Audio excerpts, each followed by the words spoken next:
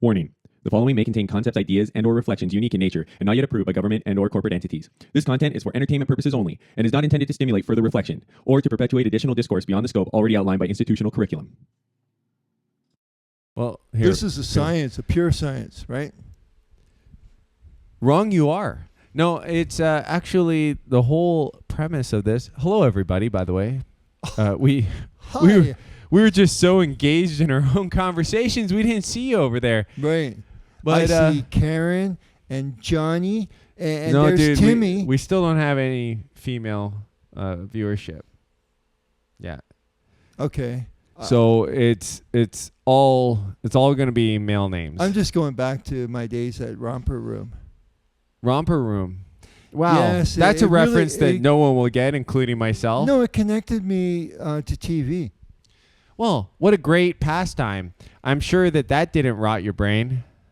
It didn't. It just didn't, okay? All right. Let's get on track. Serious? We're going to do a short one, I think, today. I'm feeling like just let's do the bare minimum because that sounds good, right? Yeah. Just like, so this one is math isn't an exact science. Cue the intro.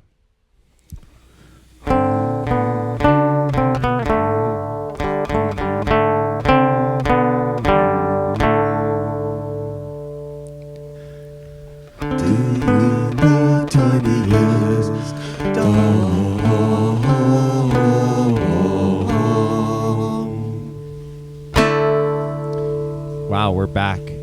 Now, you don't By have popular any demand. You don't have anything to add to this, do you? Well, okay, we're back, and you have this burning desire to eviscerate all those theoretical mathematicians. Well, our team of highly paid New York City lawyers have instructed me to say that I am an expert.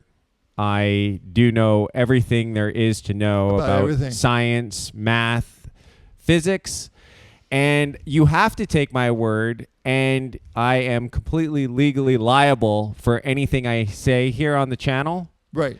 Completely legally liable for anything, and so whatever someone happens to do based around what I sidekick, I'll just agree with you, and I'm not legally liable. By the way, yeah. Where'd you learn that, man? Some like a law school? Well, there's a latent 20% of me. Dude, that, you know how funny it'd be for our like YouTube channel with like almost no views and everything, and then suddenly there's this like huge high profile like $100 million legal case. I listened to what you said about math, and you weren't accredited. What was that? Yeah. All a joke? I tried, building a rocket, and I tried like aiming it to, given the trajectory that you gave me, the equations to hit Mars like right on, and I missed it, man. Instead, I exploded Mars. Thanks a lot. Now we're one fewer planet systems. Okay, but now that we're kind of like touching down back onto Earth, yeah. I think what we want to say is that there are certain components to math, especially business accounting math, okay, so that doesn't lie. I want, all jokes aside, I want to get away from making any sort of specific statements because I want to make this into a bit of a broader thing. There are people out there like that. It's always German, good to talk in vagaries. Yeah, because you can never be pinned down. Right. But there's like that German physicist who that was kind of the impetus. Do you remember her name? Nah, I mean, fuck her. I think she's got like a 1 or a point. mathematician? I think she's a physicist, but physics it's associated with math in a lot of ways, and but she's got like 1.7 million I think subscribers. People are going to know. I have actually come across her in my. No, she's great, and I think it's good that she's doing what she's doing. But she's talking about like specifics. I want to talk about the generalities. And so like one of the first things, because while you could take like one paper here, pick it apart, one paper there, pick it apart. I think the problem with mathematics as a science is that people are kind of like revolving around the fundamentals of math. It's what you learn in elementary school: addition, subtraction, right? Arithmetic. Right. And these type of things, you go, well, you can't change that. You know, it 2 + 2 is 4, right? I mean, like, what? But they don't realize that in the branch of math, this is just the tip of the fucking iceberg, basically, right? Right, because there's a lot of gifted math students that end up getting degrees in mathematics and I guess to some extent physics. And now what do they do with themselves? Right. And you know, do you know how many times they'll like come out with something and say, "Oh, we don't understand, the math is correct, but somehow things didn't really work out the way that we thought they would," right? There's a reason why troubleshooting happens. Like, theoretically speaking, all the guys working for SpaceX are physicists, and a lot of the calculations are mathematical equations that are done in these advanced computer simulation programs and CAD and everything like this. I would imagine they have a few construct chemists too, so they can understand the burn rate of certain combustible gases. Yeah. Physics is obviously taking like the math and then applying it to the physical world, or that's what it's supposed to be. I mean, there's then the theoretical applied mathematics, applied physics. Here's the point: if the top of the echelon guys in physics are basically not nailing it down the first time, their math is probably not what's incorrect. So why would something fail if your math is incorrect? Why would you need to conduct a real world experiment and go, oh, right, the math was all correct, but it didn't work out? Did it? That rocket exploded, which is not what the math was saying would happen. So your theory has now become a hypothesis. Well, and your hypothesis now is just a loosely held opinion. Well, maybe, because when you start to get into advanced mathematics, each time you're adding more complexity, you're adding more possibilities of you're approximating what you think will happen, which is a valuable tool. It's not something I'm saying like, hey, there's no value in making an approximation, but it's starting to lose the exact science element from it. So do you have in regards to this German physicist who took exception to some kind of paper or presentation that was collectively submitted by... Well, I think hers, like in that video, it was basically because she was being like disowned by the Berlin Institute of Science or whatever, or Institute of Math or whatever it was. Like, no, but she was being like, because she has a doctorate degree or whatever in physics, and they're just kind of like, they weren't stripping her of her title, but they were stripping her of her association with the university or whatever. But I think the essence of it was that if she was to make a presentation to the world would probably look at what they were submitting and what she was contesting and say, yes, she had a legitimate argument. And so then why would they take the drastic measures of trying to chastise her and send her out into exile? Well, it depends on what you think society is built upon. If you think it's a meritocracy, well, it ain't. And if you think it's built upon lies and bullshit, well, it is. You think your ass is going to age like wine. So what we're actually looking at is the reason why you don't want to be critical of these things is because the entire like Ponzi scheme of ideas is to sell people on dead-end theories, to sell people on garbage science.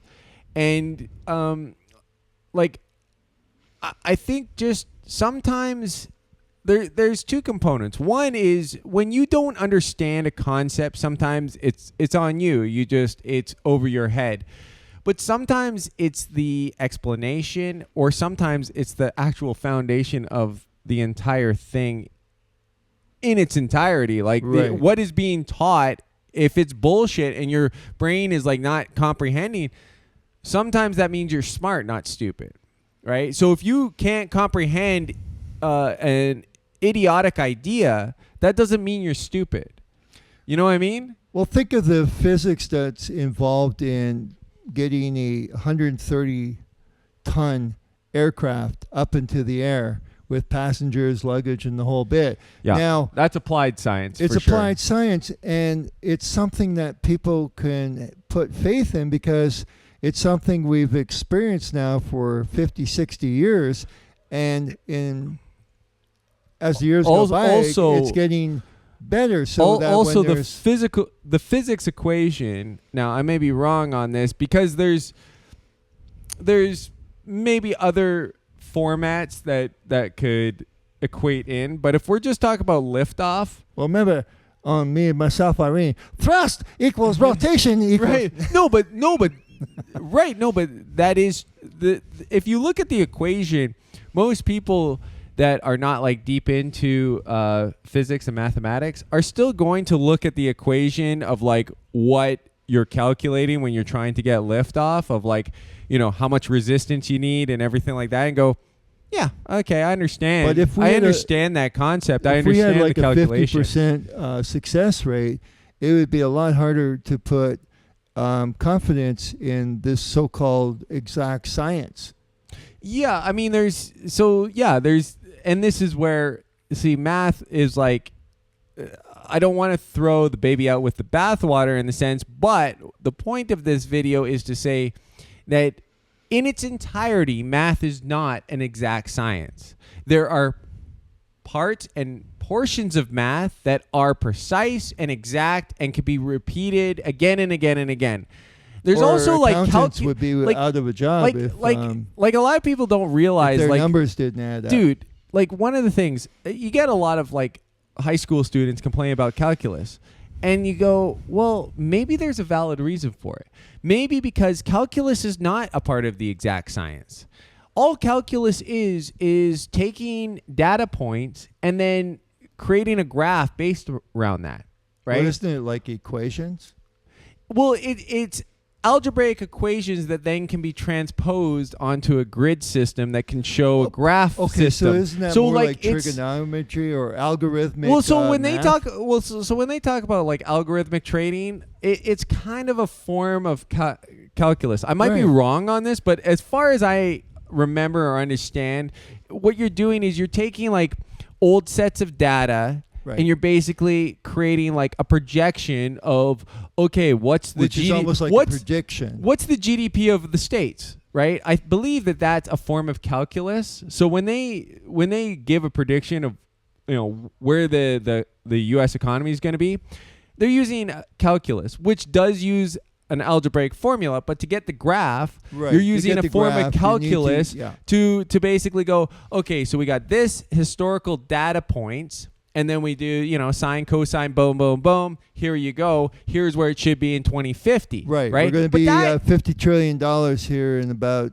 5 to 6 years or something, given the calculus. But that is wrong all the fucking time. Like, not to, you know, take the piss, as the Brits would say, out of calculus, but it is wrong way more times than it is right. And a big part of that is because predicting the future based around past events is pretty inefficient, because it's kind of like if you go, well, oil production was this historically, so, you know, 3,000 years in the future, it's going to be this. Because there's too many variables. That's what the math could say, but the logical brain could say, petrochemicals is a finite resource. It's not going to just exponentially keep on going up with the population. There's going to be some like plateau level, right? That's the logical brain. Math doesn't have that logic built into it. And this is, so, you know, I'm not trying to like deride math, but I just feel like mathematics has one of these like prestiges that's bestowed upon it as being this like perfect, an exact science. This perfect science. It's better than biological science, because biological science has different things that are evolving and changing, and how we understand how cell structures work changes and adapts. But math always stays the same, and that's bullshit. It doesn't. math is just as fluid as any of the other sciences.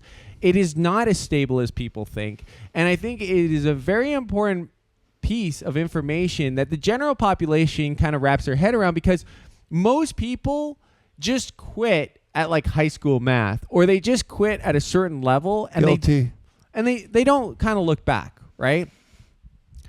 But eventually you're going to have to kind of understand that these people that are like behind the scenes employing mathematics aren't really employing this perfect science that we all put on a pedestal.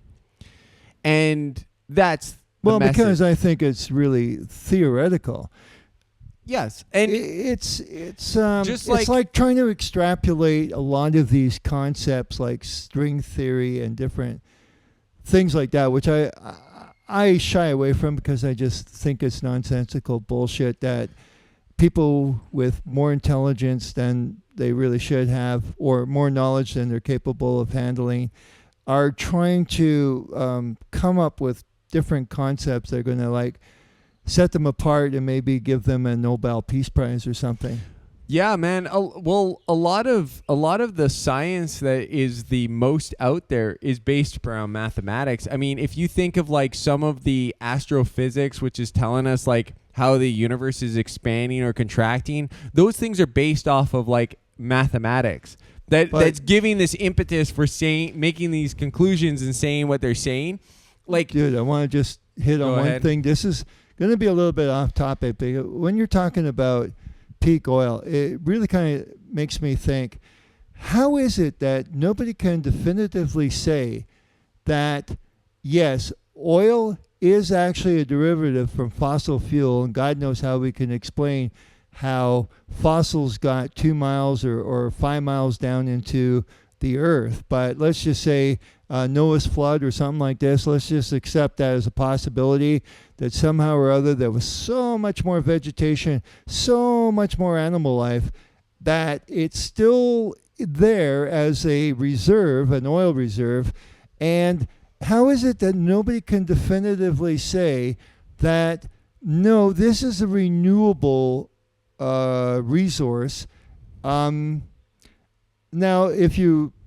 I'm not a chemist, but obviously a what do you call the petrochemical name? It's hydrocarbons. Hydrocarbons. So there's carbons and hydrogen actually in this compound or element, substance. And but the funny thing is that authorities never can come out and definitively say that, no, there is no such thing as a fossil fuels being renewable, because the fossils that have died, they're done. And so what we have in oil reserves, that's it.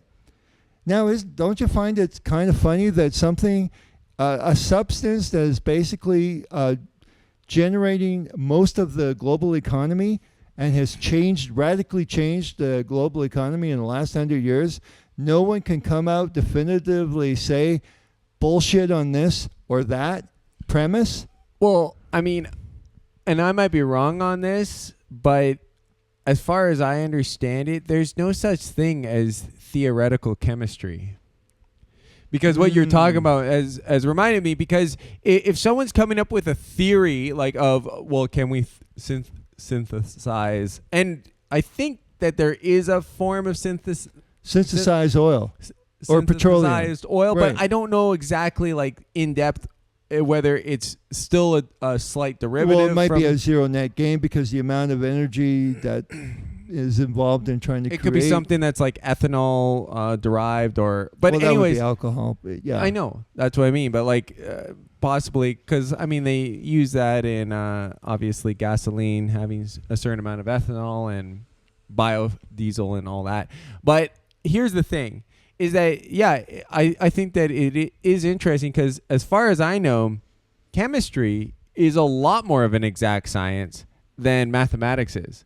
Because as far as I know, if you come up with something, listen, if you come up with something and you say, well, I could actually do this with atoms. Right. You go, okay, go ahead. Show me, don't tell me. Because even like with neutrinos, which are like the tiny little subatomic particles, are like the smallest known subatomic particles, we're building these vats of like borium or whatever underneath like deep down to see if solar radiation would catch some of these atoms and convert them. The idea being that if neutrinos hit one of these atoms, it would convert it into this other molecule. I forget, or atom. I forget what it was. Right. But the point is that even in the lowest, like smallest subatomic level, there was still a level of we need to prove with an actual experiment that this is going to work out.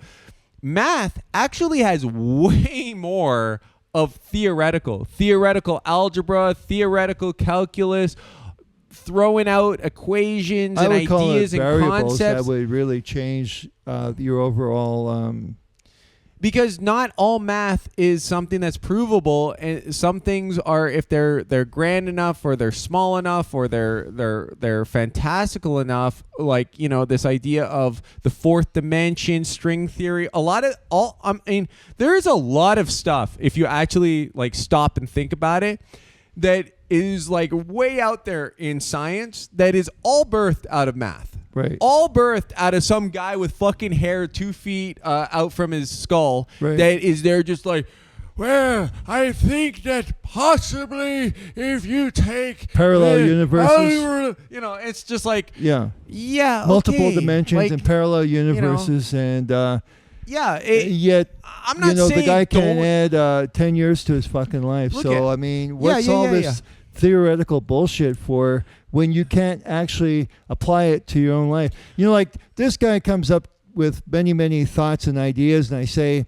that all sounds like good, but why don't we apply it? Like, whether it's talking about building your own desalination, or what was it? When we're on the boat, maybe building your own sort of like, well, I guess it would be desalination or a distiller.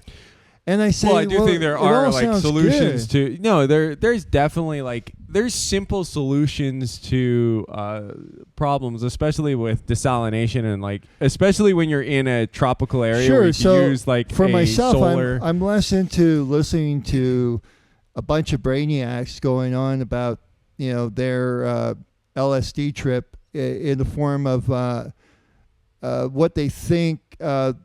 How many different dimensions there are to existence, and how many levels there are to heaven and hell, and how many wormholes you could maybe slip into and get 500 billion light years away from Earth. I'm not into that shit. I prefer more like the type of grounded. Okay, I love applied science. Applied science. And applied mathematics is great. It's just this idea where nobody is calling out. Well, some people are, obviously, but the general consensus with math is what a solid science it is, and it's actually one of the more out there. I mean, atomical science, like if you're going for a doctorate degree, there's not too much theoretical bullshit. Most of it is applied science.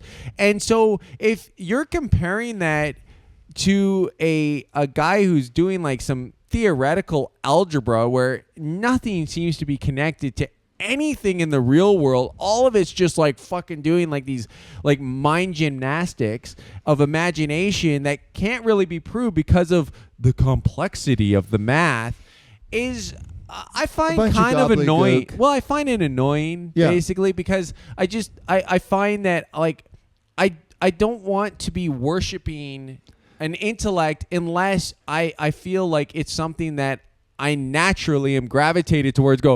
I'm impressed by that. It's just like music. I don't want someone telling me, oh yeah, the Rahab Mish. What the hell is that? What that guy's name? The Indian Viharishmi Orchestra. Maharishmi. Maharishmi. Mahavishnu. Mahavishnu Orchestra. John McLaughlin. But whatever it was, and just be like, this is great. This is the best. We got the that greatest human amount has. of musicians. I mean, don't Frank wanna Zappa be- has some great musicians, but to listen to it, I mean, maybe in some from context. But here's the thing: I don't want to be told that What? it is something that I have to hold in high esteem. you have to appreciate the want to be- complexity of this thing because these people have spent years of their life dedicated to the study of music. Yeah, I want to arrive at that decision on my own. Right. And if I'm impressed, then I'm impressed. But don't tell me I should be impressed. Right. Take that and shove it up your ass, because I'm not ready to have anybody tell me what is impressive or what is intelligent or what is genius. Or Because- what is offensive? Because, I think, like touching upon this German woman physicist, I can't help but think there was other sociological, political science bullshit being crammed into this physics essay or whatever Well, presentation. The thing is that And then I she think what didn't she was swallow it no, but I because- think what she was saying is that they crap out this stuff like just nonstop, because as soon as you get into the realm of like theoretical physics, where it's not you're not like propelling a rocket with it, you're just like spouting out your ass. Oh, black holes could be like this component or this composition. As a guy with a degree, you want to continue getting your government grants or and so corporate grants. So you have to falsify, in a sense, and mislead that, we conducted this. We have a new discovery here. Everybody, call the press. All you need to do is just cram it with unverifiable things, right? Like I can make, as someone who isn't a mathematician, isn't a physicist, I could say that 100 million light years away is an alternate universe of the Greys that they're having. You can have this, like a go around the universe is like a prove me wrong. Yeah.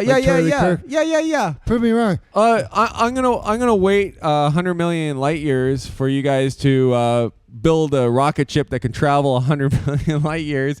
Go to that one spot that I've marked out on the the interstellar. Well, dude, I think you were right. map. You presented this to me, and I said, this doesn't seem like a subject where I'm going to have a whole lot of input with. But that's why I wanted to do it, because I think that there's a lot of people, if you just make a statement, math is an exact science, they go, whatever, But if you start giving the examples, it's kind of like the applied science aspect is like, once you start giving examples, then you can start connecting it with the real world and go, right, okay, that does seem like it's a problem. That does seem like it's this idea of especially putting something on a pedestal. So we could put people on pedestals, and that could be erroneous. But also we could put like an object, like, mathematics on a pedestal, and then we're almost worshiping it like anything that's under that like umbrella is somehow like,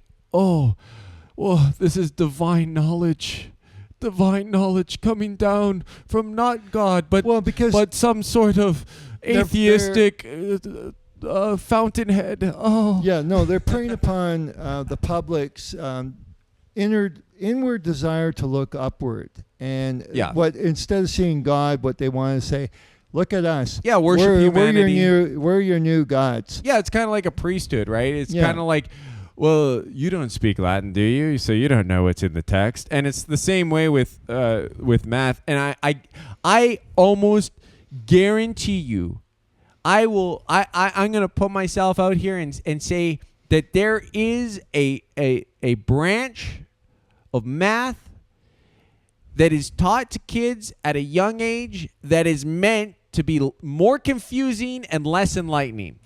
It is meant to be something that makes people go, whoa, I'm never going to understand that. Well, no, dude. Oh, boy. If you think of the Orwellian component to it, you would think if we could kind of like make math kind of like ambiguous, where we could kind of like warp it and move it around so that it has this more like fluidity to it. And then you could tell people whatever is in the text. You could say, well, math has said that you doth need to be kicketh in the balls as hard as this big giant behemoth man can kicketh you.